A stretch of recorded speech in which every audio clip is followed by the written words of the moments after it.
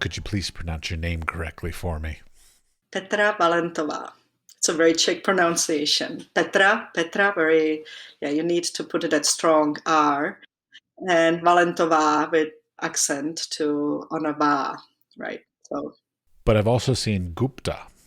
yes, my husband is from Rajasthan, India. And I mean, there are reasons why I didn't take Gupta as a legal name, mainly because we are both immigrants in the US. And when we got married, we were on different visas, different passports. And we also had a perspective of long process of applying for a green card and eventually citizenship.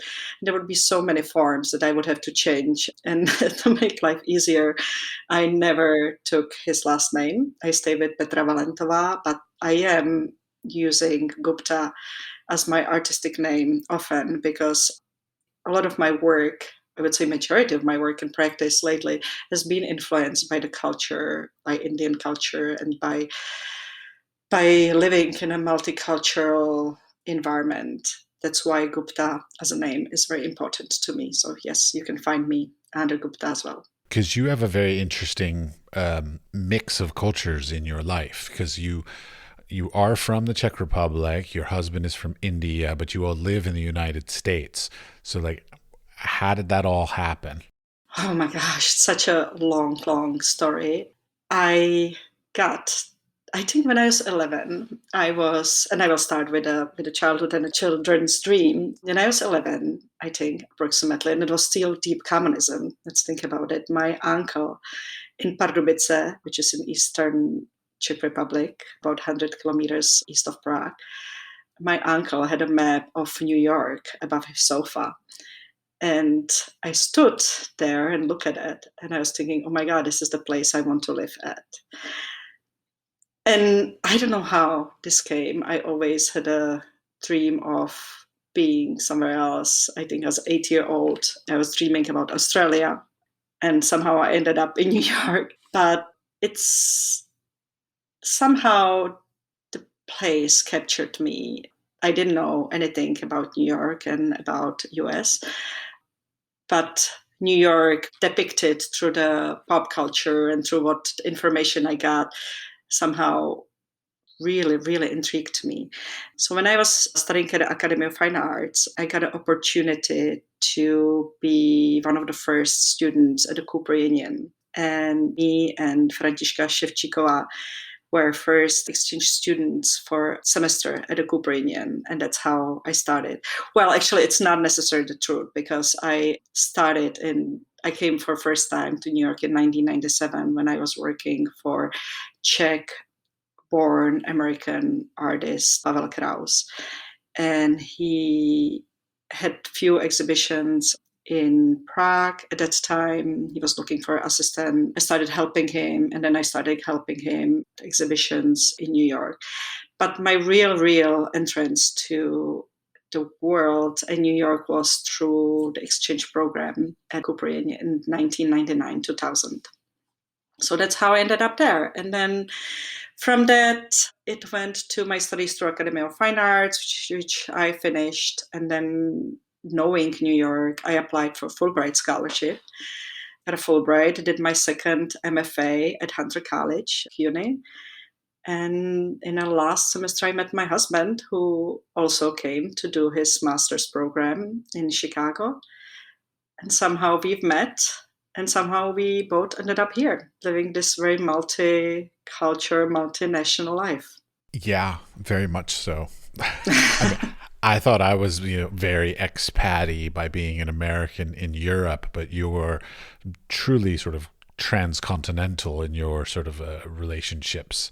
So now the influence of the Czech Republic and India is very strong in your artwork. Like I looked through and was looking through your blue textiles works and the relationships between India and Czech Republic, but you still live in America while you're doing this work. So like, how did that all work? Because do you spend time in India, live there for 6 months a year kind of thing? How are you handling all that?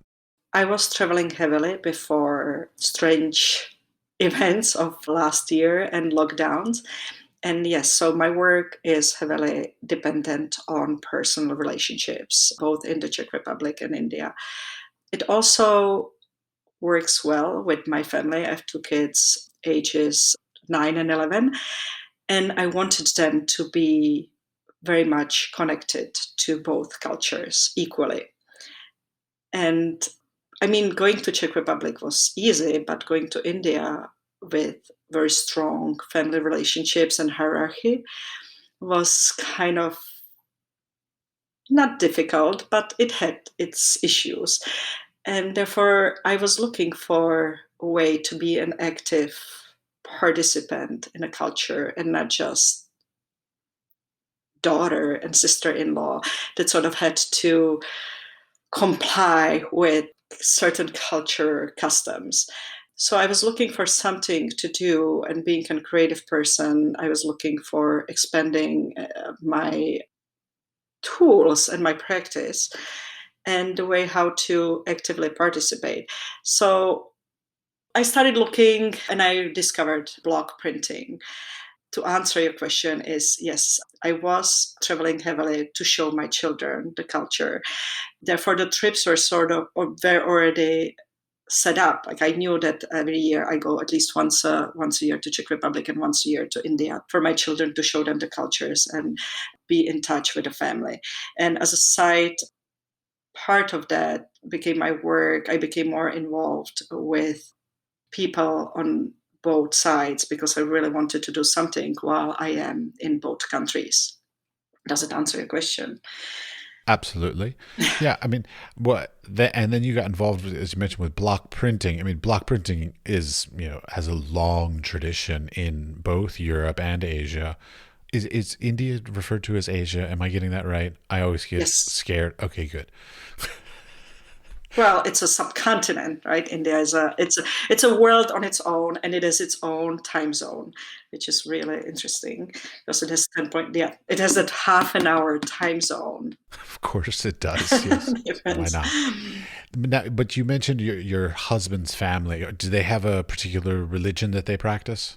Yeah, they're Hindus, but they're more. I would say that they're very open-minded, and I think that allowed me to become a part of the family and have nothing than respect for my mother-in-law and for my family and their activism and their involvement in community's life. So, in a way, it seems that me and my husband have nothing in common. But when you go really deeper, I think we have a lot in common that we share similar beliefs, similar ethical practices. All right. And this concern about ethical practices is involved in your work itself, also with your work in India and all this. So please, give me a little primer on sort of like what your concepts behind your work is. So I started as a sculptor. Actually, I started in restoration of sculptures initially. Then I studied figurative sculpture and I ended up in multimedia and more conceptual work.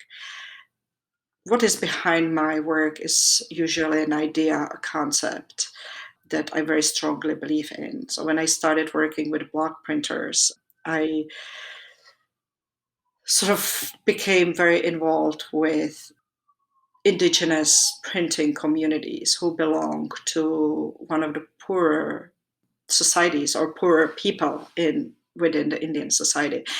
And I felt that we are applying a lot of power position when working with them, and we are sort of continuing our colonial or within a colonial practices of coming to India or to a printing community and saying, I know what people like and I know what the design is and I know what you should do and you should do this and this and this because this is the aesthetics that is right and your aesthetics is traditional, but my aesthetics is sophisticated and right one. And I think that was really, really bothering me.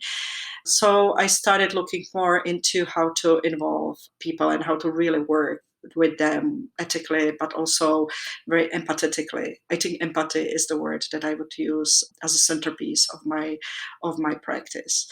So I started building up my work around collaborative design, about collaboration. I'd say I would emphasize the words collaboration and empathy as centerpieces of my work.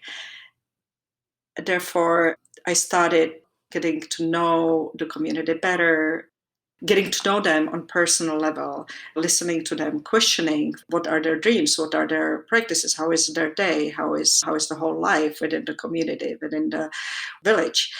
And I came up with, I mean, it's nothing new, but I came up with approach that included collaboration. So I started working with a set of workshops when I was more like a medium, a curator of the creative processes.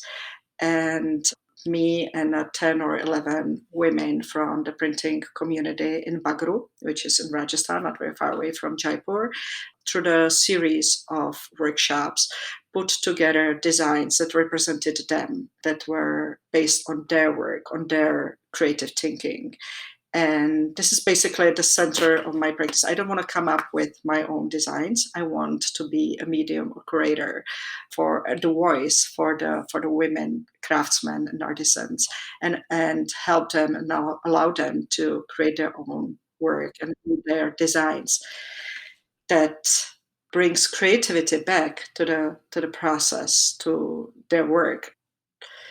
Yes, so my work is about collaborating with people and giving them voice.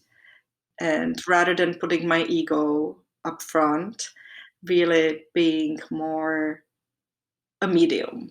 But the art world is all about our egos. Yes, it is. And that's why I am sort of on the side and I'm not in a mainstream, and I am keeping my invisibility because I learned through many painful experiences that I don't want to put my ego there, and I disagree with ego based process. Just for me, it just makes me happier. It would probably make all of us happier if we could somehow get ego out of the involvement. But what kind of experiences are you talking about that sort of turned you away from the arts world? I mean, there's so many things, like over creation. Like we just create so much of stuff, and where all that stuff goes and what's going to happen with it. I think that's one of the thing. Lack of humility, and that's another thing. It's just to me, art is about a personal growth. It's something that I sign up for. That's something that is important to me, to grow as an artist, to learn, to develop. I think that's the centerpiece of me and my art career, not how many people see it. How much does it get outside? Of course, it's nice to get a feedback, but it's not necessary. It's really way at the end of the line of what's important and why it's important to me. It's really about the development, self-growth, learning curve. I'm all about all of the things you just said. However, the one side of that that fascinates me the most is how do you make a living doing that? So that, of course, gets complicated too with a family structure. So when I was a student, I always, or even after school, I always supported myself. I worked either in a restoration, or I worked for many years at a small New York gallery on Upper East Side, where I'm actually working again now. When I was a student at Hunter College, I had like 5 jobs. I worked in a bar, illegally, of course, under the table like everybody else, on a well-known, famous Ludlow Street when Lower East Side was still Lower East Side, and it was cool. And it was just at the beginning of gentrification. I worked at a sculpture studio. I worked at a gallery. I was cleaning apartments, and I did something else. I don't even know what. But I was able to pay my school. I was able to pay my studio, and I was able to pay even going to Czech Republic once a year or twice a year. So, of course, when I was responsible for myself, it was much easier. Now life got a little bit more complicated because it's a family structure, and I married a husband whose job got more and more demanding and complicated. And What industry does he work in? oh, he's investment banker. Oh, yeah, okay. Yeah, he is the Wall Street guy.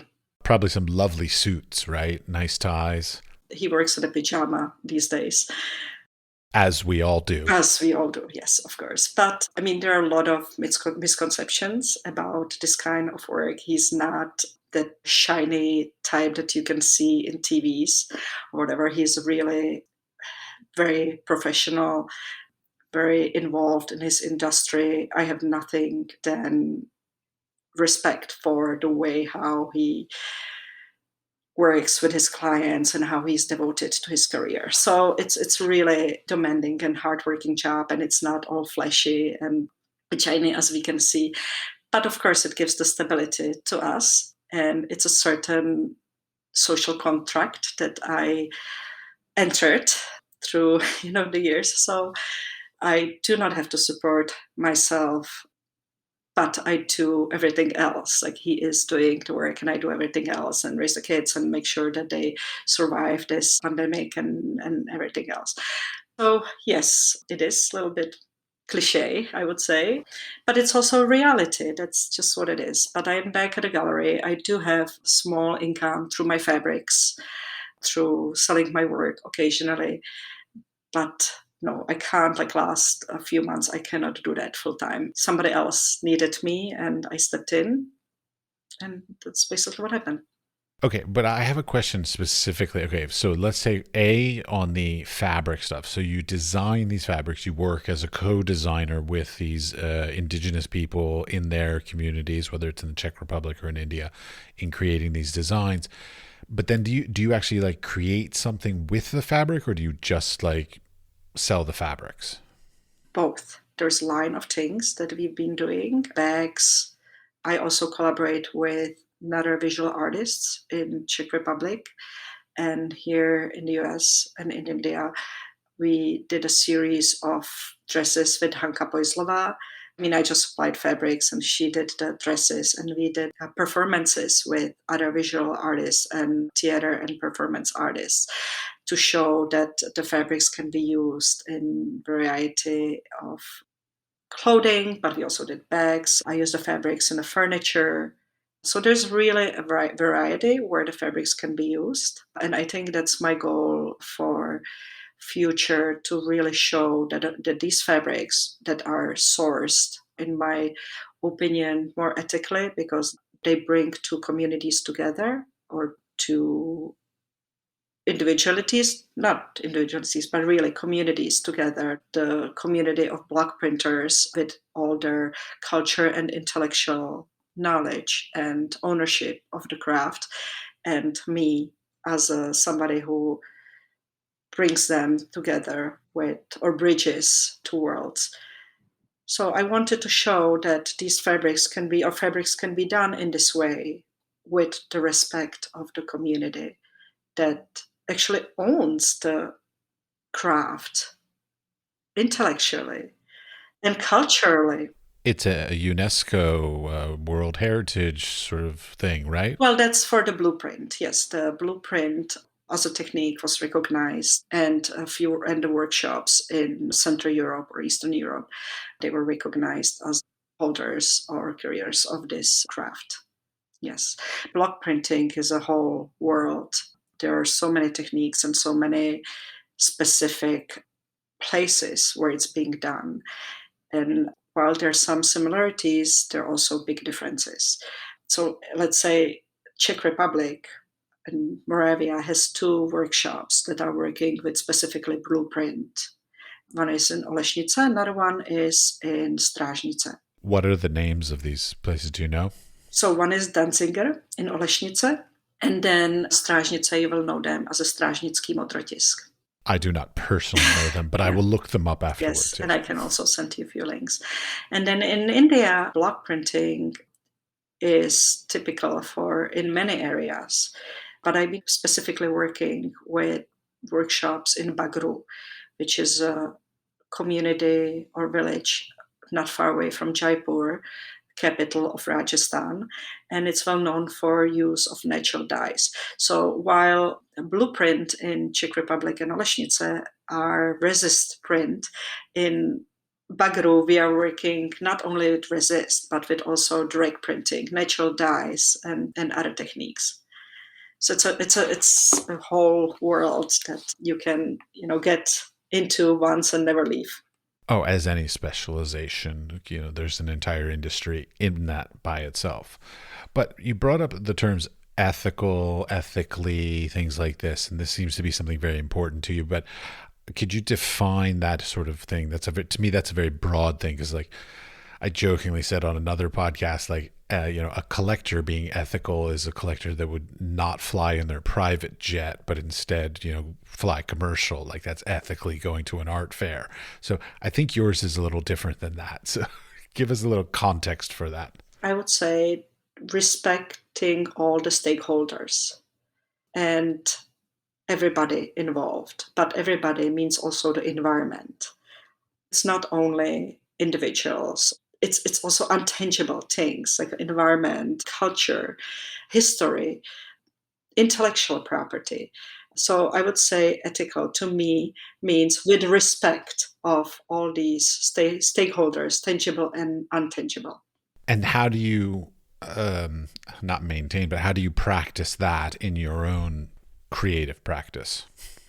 It's learning. It's never ending learning process, and it's questioning your own practice all the time. Okay, well, I'll question your approach then. How about this? So I did try to do some research on you before we got on, and I found that you've done sculpture, painting, fabric work, producing things with fabric, and a cookbook. Yes, and I also done photo, sound, video, installations, all these things. Yes. Okay, but the question I have about that though is because, like, okay, I come from a very particular time period and a very particular educational structure, America in the 90s and early aughts, and they were always saying, like, find a medium, find a thing, find a style, a signature look or whatever, and like, have that be your thing. And you seem to have run the opposite direction from that. Yes, that's true. Because to me, as I said before, the art is about exploring and growth, and it doesn't matter what media it is. It's really more about the idea behind. And sometimes the media that I'm using is not right for, or that I would use before is not a right one to express what I'm really thinking or what I am exploring or what I want to say. So I really guess am in this sense a multimedia artist, or I always write in my resumes a multimedia artist, blah blah blah blah blah, whatever it means. But it's truly something that represents me, because there's not a single media that I stuck to and I worked with. Well, but then the then question that lends into is, like, has that been beneficial or detrimental to your career? I don't know. I think let's ask it again in 40 years. Okay, we'll mark the date. No problem. Because I think it's a lot about, there are women, there are artists who were coming to the recognition at the end of their life. I think it's not even about that. It's more about continuing working. There are people women who worked in invisible. They were recognized, like Lee Montico. She was recognized and then she disappeared and then she was recognized again. Or Le Bourgeois. That's okay with me as long as I keep working. Okay. So the term invisibles come up a couple times. I know you have an interest in, maybe not interest is a bad way of phrasing it, but like a advocacy for women and in the arts. So, how is that manifesting? How are you doing that? I know you have recently been working at a gallery that represents primarily women artists. So, like, tell me a little bit more about this. I'm going to act the fool in this, being a white man kind of thing. So, like, educate me, please. I worked for 11 years and now I'm back at the Anita Szapolsky Gallery, which is a small gallery on Upper East Side. It was established in 1982. And it's one of these New York little gems, New York little gallery that is not in the mainstream, but continues independently showing what it decided to show, which is in this case 50s and 60s abstract expressionist New York School of Abstraction. And Anita is not showing only women, but she continues tradition of women dealers and gallerists like Martha Jackson or Betty Parsons.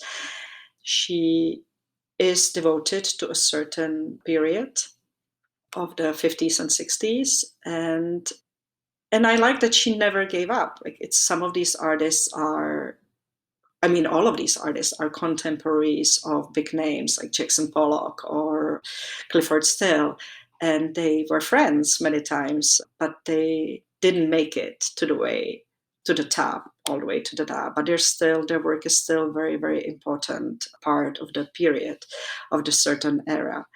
And what is art? Art is really representation of a certain period, and more voices we can hear or more people we can see, it gives more complex image of a certain area. So I'm in love with these artists. I'm in love with their work. I can see their careers.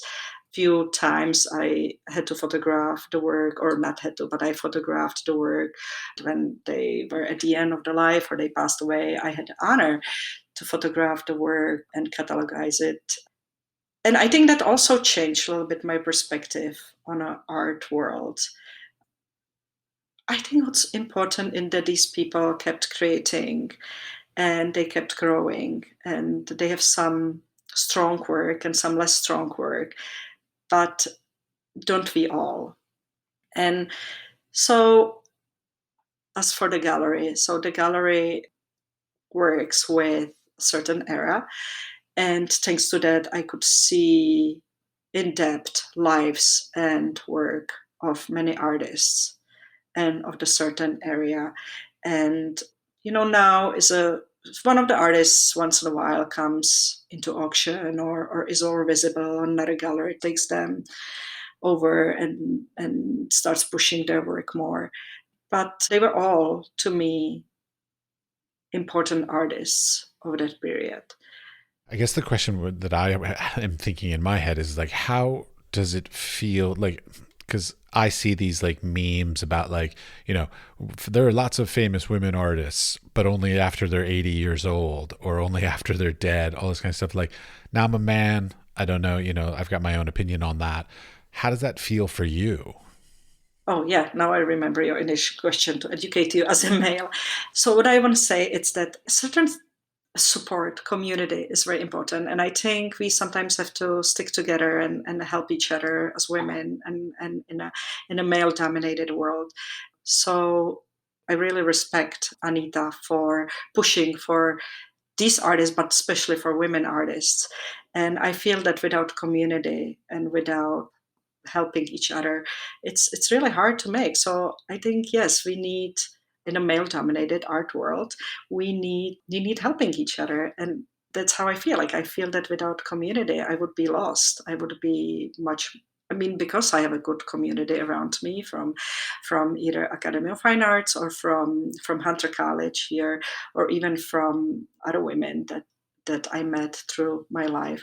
I am happy with not being in a center or being invisible, because I can always get feedback. I can always talk to other women artists whom I respect, or women, or even men. But I feel that the certain sensitivity that women put into their art is very important to me, and I relate to it. So I feel that I am lucky by having a great community, and we were great here at Hunter College. And I'm still in touch with a lot of my classmates. I have to say that it was a good year, and people like Jody Linky Chow, who is now quite visible, is one of my close friends, or Kathleen Vance, who is behind Front Gallery on Lower East Side. are really, I'm grateful that I can be in touch with them and I can always call them. It's like, hey, what do you think about this piece? Like, what do you think? Would you like to give me a studio visit? So yeah, it's a good community. Okay, wait. So that I'm fascinated. There's a little bit you just mentioned like studio visits in New York. How is that working these days? Well, so right now I'm part of the small show called Growth, which is at the Rhombus Place, based in Brooklyn. So it's online like everything else, and like yesterday we had a Zoom studio visit. So we put Katerina Lanfranco, also my friend and classmate, who established this space, put together a group of artists. And what I like about her concept is that she invited artists who invited other artists. So that's a good way how to grow the community now, to also bring the work that you would maybe not pick up as a curator at the first place. And I think everybody benefits from that. So she put together this show, which is online, and organized some events around it, like Zoom meetings, a Zoom walk through the studio, or a live Instagram walk through the studio, and things like that. So that's how it works. And also, I used to have studio in Prague, then I used to have studio in Long Island City, where it was still industrial before gentrification. Again, here we go with gentrification. Things in New York change very quickly.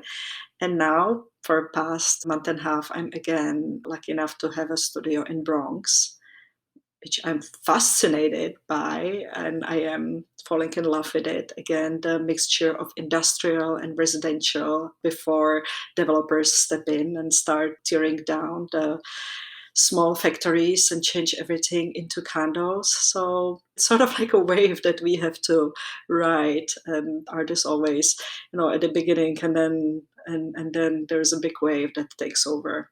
Yeah, it's true everywhere. Every city I've ever lived in. I mean, whenever the artists move into a neighborhood, then it becomes attractive to the next group of people, and then slowly well, sometimes quickly, it gets very gentrified. But artists seem to always be the first. Like we're the catalysts. Yes, and I've seen it in Dumbo, and I've seen it in Long Island City, and now let's see how long Bronx, or at least this part of Bronx where I am, will last. Okay, got a question. I want to go back to something. Cookbook. Tell me a little bit more about that. That was a part of my graduate project at Hunter College, and it sort of was escalation of several things that I was going through. So number one, I was working in a bar in Lower East Side, as I mentioned, illegally. And I was seeing all these young people just going there and sitting all day and drawing and doing nothing. And I was like, oh my God, like where do they get the time to do all that? Number two was I just could not meet anybody in New York because I was all the time working. And the only people that I was meeting, or prospective partners, were drunken guys from the bars around. And I was like, oh my God, where do I meet somebody? Before I went to New York, I spent a lot of time in Finland. It's a country that is very, very close to my heart. And I wanted to go back to Finland. So I sort of put together, and then there was a fourth aspect, which was a dream project or dream thing. So all this put together created a cookbook, which was a performance piece. I put together an ad looking for ideal guy, and the question was, who is an ideal guy in New York? Is it a tall, blonde, dark, rich, old, young? There were so many opportunities. I mean, there were so many possibilities, right? But with my fascination of Finland, I put together an ad for a Sami guy who was, so let's say there are 150,000 Sami people in the world. So how many Hold on, wait. What a Sami guy? Sami indigenous group of people from Northern Europe, Finland, Sweden, Russian Peninsula. So I was always fascinated by them. And as I said, I spent a lot of time in Finland, and my dream was to go and work in, I love winter, and I just wanted to go to the northern part of Finland and work there. I had also a close friend who married somebody of Sami's descent, and whose mother was a storyteller from Sami community. And so I sort of put together this dream project of me finding a Sami guy in New York. My heritage is Finnish, if that means anything. Yeah. Yeah. I mean, I love it. It's the kindest people that I know. I will be visiting Norway and Iceland soon, so hopefully I'll get to know some people from that region. And I had a guest very early on the podcast from Finland, and it was a fabulous conversation, very fascinatingly. Very beautiful people. Not only beautiful people, but amazing government support for the arts. That is Holy also very shit. true. Yes, yes. She was complaining. Okay, like, so this is her complaint. She goes, "Yeah, the government only pays for my studio and my art supplies." It's a very different story to be an artist What? in Finland. That's insane. Like I know. she was I know. complaining that that's all they pay. I'm like, what else are they supposed to pay for? Like, you've got everything. You've got art supplies and a studio paid by the government. Why I are you mean, complaining? they have their own issues, but it's a beautiful country, very creative people, the sweetest people I know, and I miss it. And I miss my friends in Finland, where I also studied and did some art residencies and exhibited. But that's a whole different story. So back to the cookbook. We'll put a So pin in that, though. I want to come back to that. so right after I got Fulbright scholarship, I actually was at a residency, several months residency in Rauma in Finland. That's why sort of the Sami project was a continuation of my work in Finland. And so to concentrate all these different directions that I was going and all these different ideas and all these different things that were happening around me and in my life, it ended up in a cookbook, which was represented. So the simple idea behind that was a girl is looking for a guy in New York, how to represent that, how to put it together.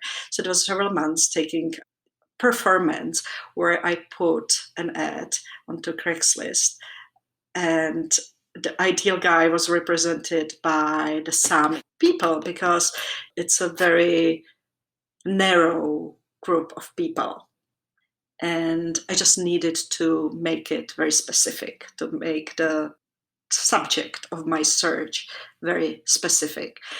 And I was getting the responses and meeting the guys. And then another question was, what is the best representation of the person that you are meeting and you know nothing about? So I asked them for recipes of their ideal food. And then I invited my single girlfriends, and we were cooking these recipes and just talking about it. So it was a whole conversation piece on both sides. And the whole performance was put together in a book that I published in 2007. That is actual cookbook with 12 recipes and 12 guys whom I met. I mean, there's some editing done to it, and it took a few months. Not everybody made it to the cookbook. Not all the recipes were there, but that's what happened when you put together frustration from an underpaying job and being alone in the city, and a dream and a multicultural environment. All right. I now go back to residencies. I love the idea of residencies. I think they're absolutely magical. Now, of course, I hate the ones where they like make you pay for stuff. Oh my God, it's ridiculous, right? Like they should not even be there. They should not exist. To me, that's just like, that's a money grab. That's not a residency. A residency is, Yeah, it's the same with galleries that are exhibitions that ask you to submit the work with a payment. Oh my God, like let's get rid of these. This is ridiculous. And I never, never, never apply for anything like that because it's just turning everything into an industry. it already is an I industry. know, but they're just reinforcing that idea. It is. It's the, like, if they could remove money from the art world would be magnificent.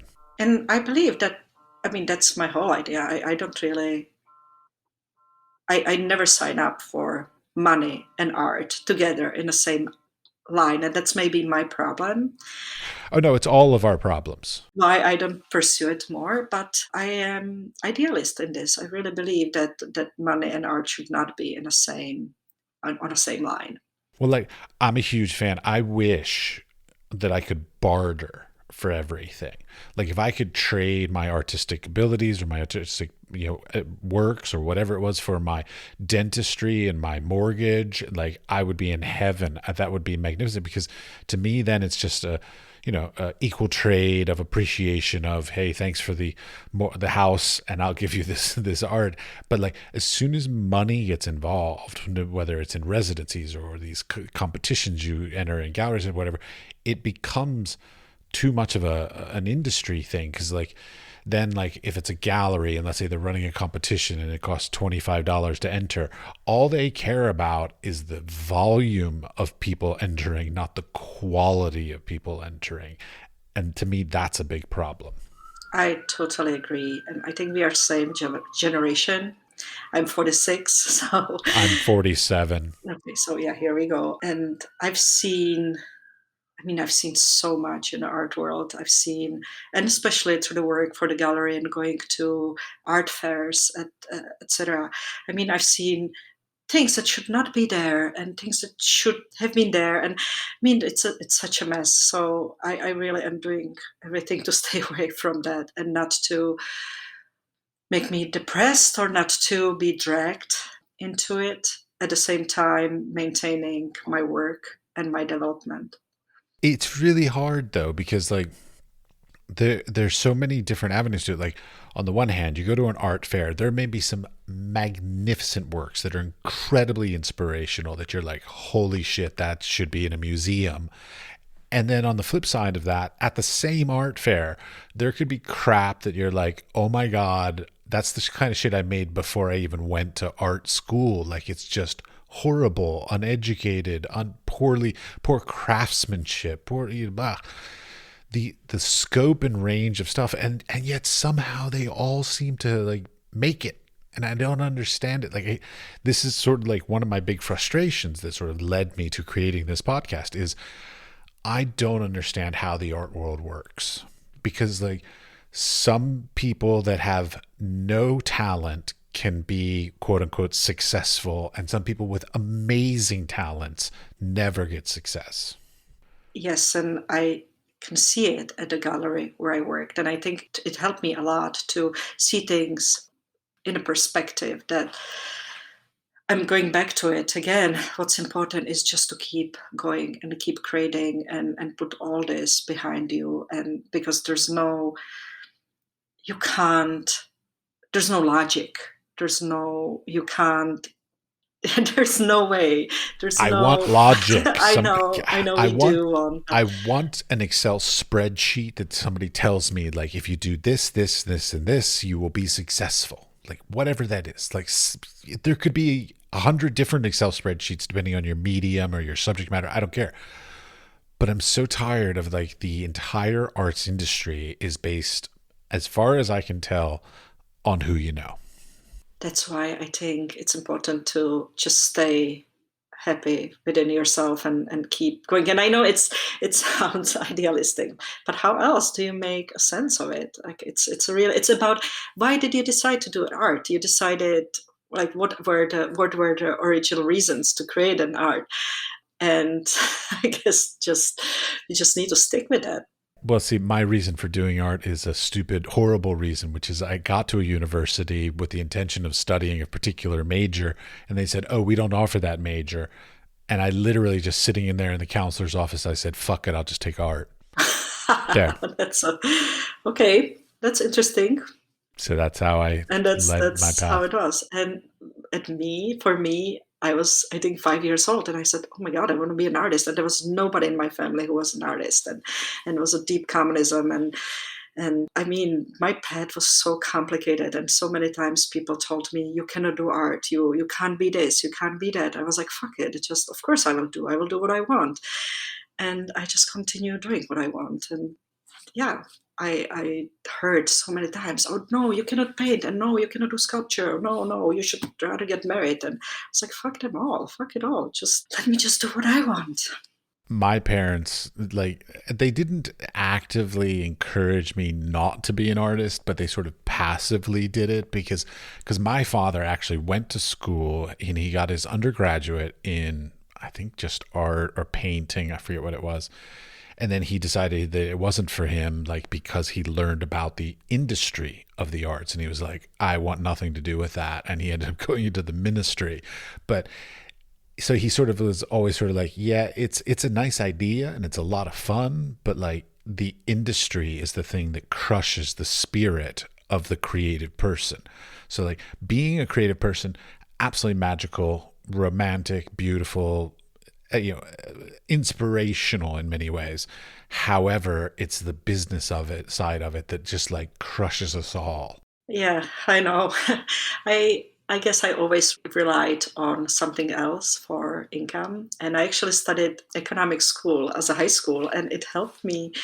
I didn't get into art until in my 20s because I never had any support. And when I was 18 years old, I started going and started drawing among these like 7 and 8 years old children and 13 and 14 years old kids. And I was like, oh my God, these kids are like, they're already shaped to be artists. And I'm coming here as an adult next to these kids who were pushed because of their talent. And I sort of started on my own. But I mean, I don't regret anything. But what I want to say is that it helped me actually to have a background in something else and something more tangible. So when I started working at a gallery on Upper East Side, it helped me to know how to do spreadsheets and how to do Photoshop and Illustrator, and be capable of doing also office work for the gallery, and not only, I mean, what creative work is there. I was helping with catalogs and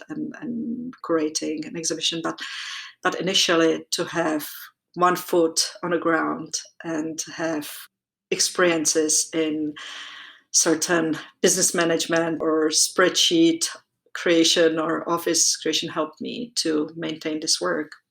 Oh yeah, I mean, as a professor, I always tell my students, I'm like, being creative, having good craftsmanship, having good ideas, all this kind of stuff, all very important. But the most important thing is to have a good foundation of running a business.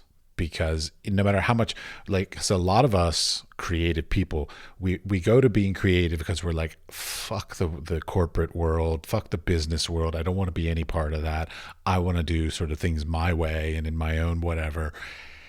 But what you don't understand these days, now, of course, maybe it was different 50 years ago or 100 years ago, but these days, being an artist is a business. And that's the fact. Sad but true. Yeah. I don't even know what the situation in MFA programs is right now. I have no idea. I'm so detached from it. Oh, MFA programs, as far as I know, other than like Yale, which of course, pumps out the best of the best, or the ones that are assumed to be the best of the best. I mean, they're just creating the next generation of teachers is really all that an MFA program does, as far as I'm concerned. I mean, that's why I went. So like, I'm not knocking it, but like, I went because I wanted to be a professor. But a lot of the artists that go as to get their MFAs, like there was no reason for them to get their MFAs. I mean, MFAs to me is pretty much just for either teachers or for the connections. Like, if you go to Yale MFA, there's a very specific career track that you're creating by doing that. I think from this perspective, I'm totally over-educated artist with 2 MFAs and 1 PhD, and and I'm still sitting here and creating very quietly my work. All right, well, let's sort of wrap this up a little bit. It's fine. And no, wait, okay. Are there any topics that we haven't talked about that you'd like to talk about, or anything you want to expand on that I didn't give you enough time to expand on? I think I would say that past year was a mess, and it still continues, and we sort of had to find a way how to survive it. For me, creativity can represent itself in many different ways. And I love cooking. I mean, that's the cookbook. And I also love people. And I am generally fascinated by children and their energy. So for me, last year was a lot about these three things. I became perfect Indian wife. My husband never had such amazing Indian food. I was cooking everything from top of my head. And part of my creativity went to that, actually. And it made me happy. The same was, I think, with my children. I made very sure that they have very positive, good year, despite the fact of being at home and being cut away from their friends physically and from the school. And I think these are all part of creativity. And I think that's why I see myself as a multimedia artist, because I put myself into these different activities that I find highly, highly creative. And that's maybe why also my practice is all over the place, because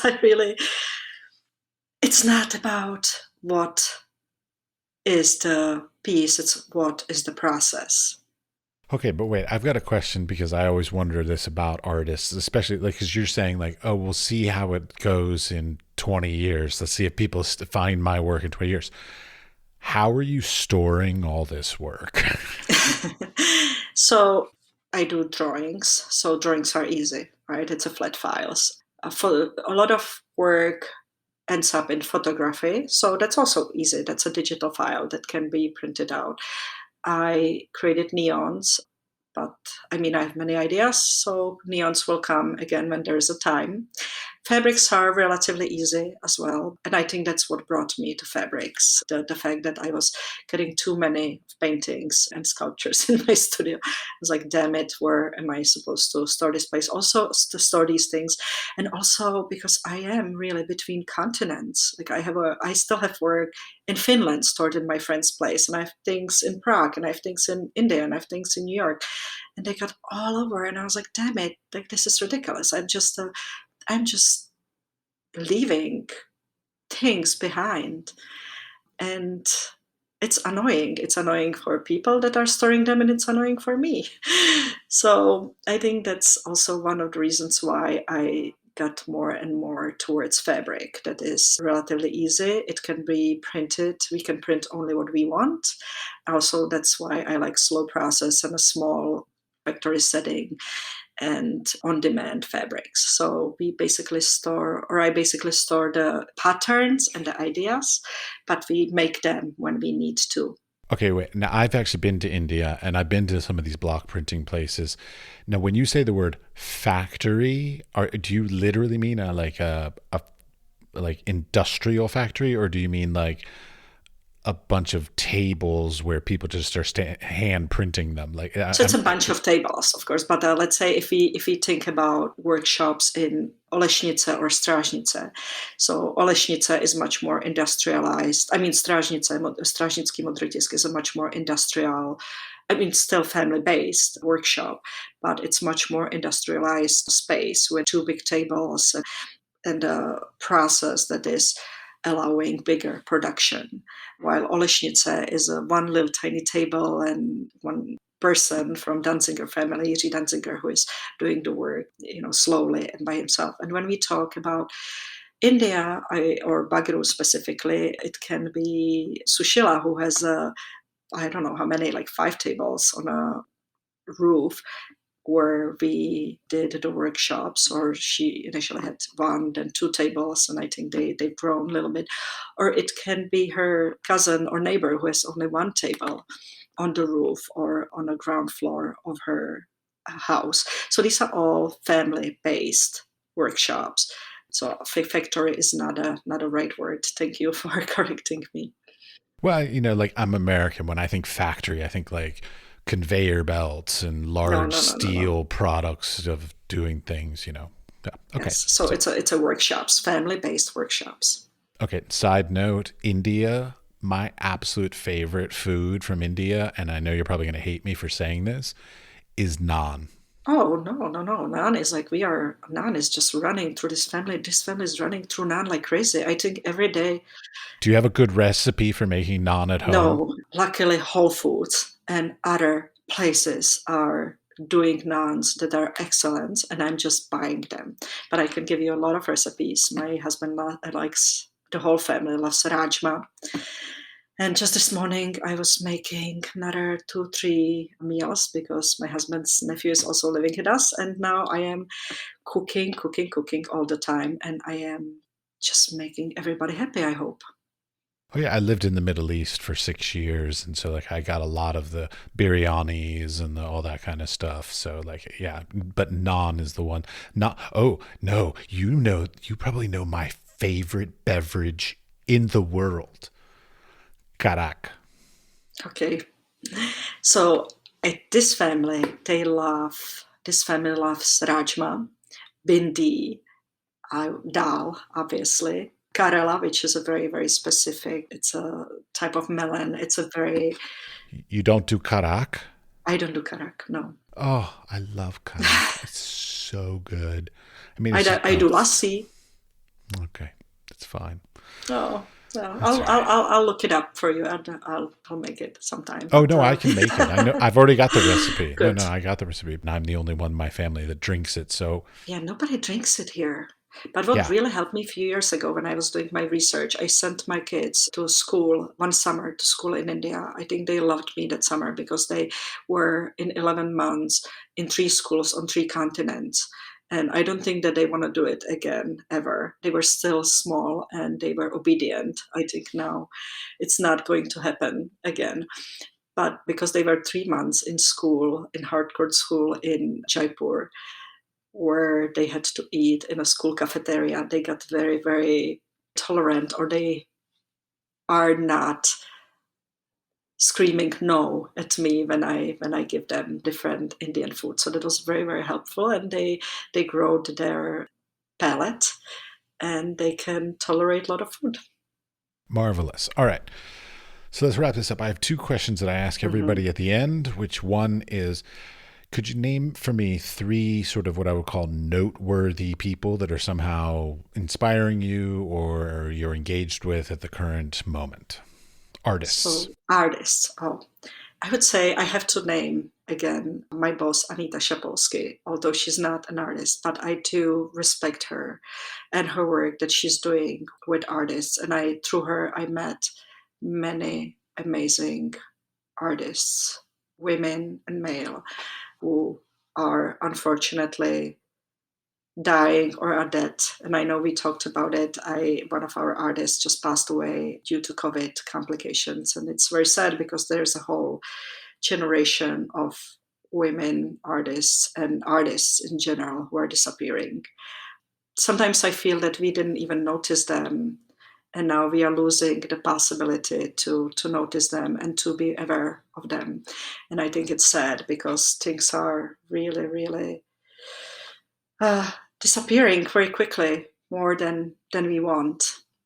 That's somebody I would like to mention. I also am very grateful to my classmates and friends from New York and from Prague as well, whom I respect for being in touch, number one. Number two, for keeping working, and it's a whole group. I know that you mentioned Tart when we talked. So Tart was, I mean, it's not in existence anymore, but Tart was a female collective that established at Hunter College, and for many years I was a member of it, and it really helped me a lot during the, especially when I finished the school.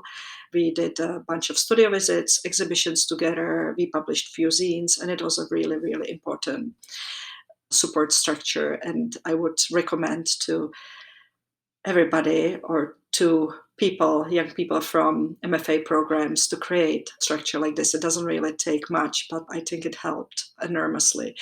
Even few years can make a difference. Few years after you finish the school, when you suddenly disappear from that feedback that you're getting, and you're on your own, I think that helps a lot. So although it's not in existence, I would like to mention it because it's very important. So it was Start. And oh my god. And then I would like to mention also women artists who were not trained in art field, but they reinvented themselves and they are creating. One of them is my dear friend Samantha Barta Mehta. We are together in an exhibition. Another one would be Jodie Lingi Chow, who is my dear friend. But in general, I would say don't give up. And I respect them for not giving up, for reinventing themselves, for continuing creating, and for finding support structures and ways how they are and we are together through this. All right, and you sort of started to do it, but the last question is generally any advice for the sort of the next generation on ways that they could do things easier, better, whatever. Like, like my big one is find a community and stick with it instead of making my mistake, which was moving too much and not keeping in touch with people, which seems to be the opposite for you. You seem to have been very good at that, and I'm slightly envious of that. Yeah, I am moving, but really New York is my home. Like I work in India and I work in Czech Republic, but New York is my home. And because I went through the grad school here and because I stayed in New York, it allowed me to stay in touch with my friends and my classmates. So my big community is really here from my classmates and friends that were part of my MFA education. So although I moved and I worked, I mean, I'm still in touch with my friends from Academy of Fine Arts as well in Czech Republic, or even friends from Finland, where I went as exchange student as well. So I think it's about honesty a lot, like being not putting your ego in it, and just be very honestly friendly and able to do things for each other without any drama and any unnecessary ego that you put in, and power game and all these things. So I would say just forget all this and just be genuine and genuinely work and create and like people. It's just very funny to me to hear you say this because I don't know where I got the idea. Maybe it was TV, movies, books, whatever. This sort of romantic, individual artist in their studio toiling over their blah blah blah bullshit, smoking cigarettes and drinking coffee all day. But I've learned as, of course, I've gotten older, wiser, had more experiences, that the arts is not a solo practice. Now, maybe the art of making your work is a solo thing, but then it becomes part of a community as soon as you show it to somebody else, because there's that need of peers, there's that need of feedback, there's that need of curators, there's the need of gallerists, there are all these people that end up becoming the network that builds your career, that if you do not have them, you're kind of just making art in a studio and that's it. You really need those people.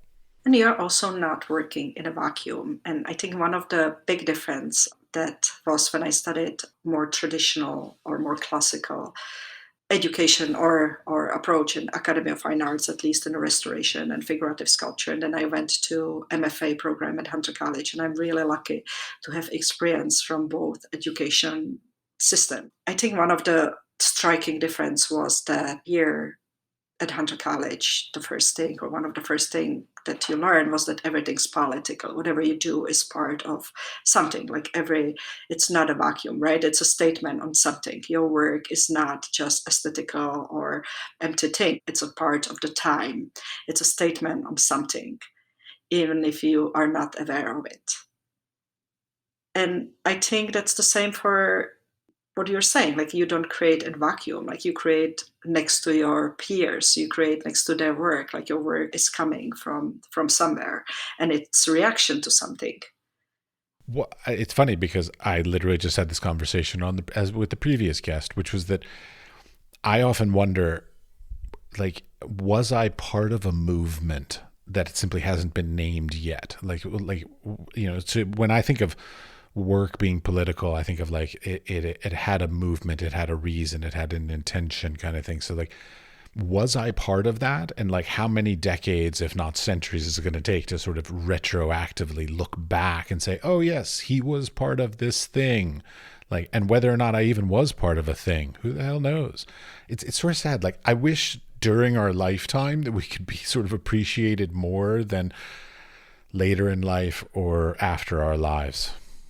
It might not even be named ever, or it might not even become visible or concentrated. It's like a bunch of rivers or bunch of streams, and some will disappear and some will make it to the bigger stream and stronger stream, and it's just, we are all part of that. And maybe whenever I give lectures or whenever I do talk to other people as educator, or whenever I do talk, in public, I'm always saying that you never know whom you touch. You might say one thing and it might change somebody else's life, work. It can be miniature exchange that happens somewhere on a corner or just outside of the main conversation, and it can influence the other person in a way that will have an important influence on their career. Like, you never know whom you touch with your words, with your work. You never know whom you inspire. And I think we should not forget that. We should not forget that it's not only about us, it's about people around us. And to that, I want to say that previous question, I need to name my friends in India who are helping me a lot with this project. It's a Jeremy Fritzhand and Monica Moisin, and we are putting together initiative that will represent the women artists, Mahila Prince, and Mahila means woman.